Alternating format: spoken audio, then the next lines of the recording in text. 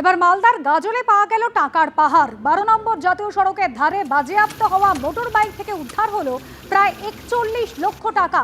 ঘটনায় আটক করা হয়েছে দুই যুবককে। তাদের কাছ থেকে উদ্ধার হয়েছে 568 গ্রাম ব্রাউন সুগারও।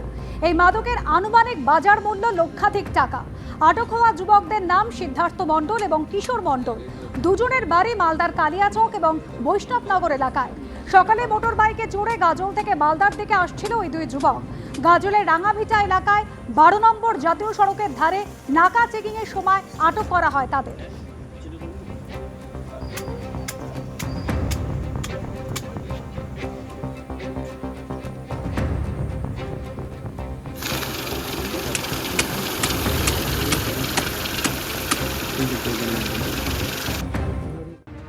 একের পর এক ব্লাড ব্যাংকের নাম জড়িয়েছে যাদের বিরুদ্ধে রক্ত এবং প্লাজমা পাচার নিয়ে একাধিক বেনিয়মের অভিযোগ উঠছে। আর এই নিয়ে গতকালই স্বাস্থ্যমন্ত্রী শারদ মুখোপাধ্যায় তিনি কড়া পদক্ষেপের হুঁশিয়ারি দিয়েছিলেন।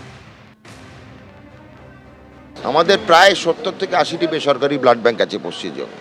তার মধ্যে আমরা 11 জনকে শনাক্ত করেছি, যাদেরকে আমাদের আপাত দৃষ্টিতে মনে হয়েছে যে কোনো রকম বেনিয়মের একটা চান্স আছে। প্রত্যেকটাতেই রেড হয়েছে। একজনকে আমরা দোষী সাব্যস্ত করেছি, বাকিদের অল্প বিস্তর কাগজের তফাৎ, পরিসংখ্যানের তফাৎ দেখতে পেয়েছি। স্বাস্থ্য দপ্তর কিন্তু কড়া পদক্ষেপ নেবে। এখনও বলছি, নিয়মের আওতায়, নিয়মের পরিধিতে, নিয়মের বলায় আসুন, নিয়ম মেনে চলুন।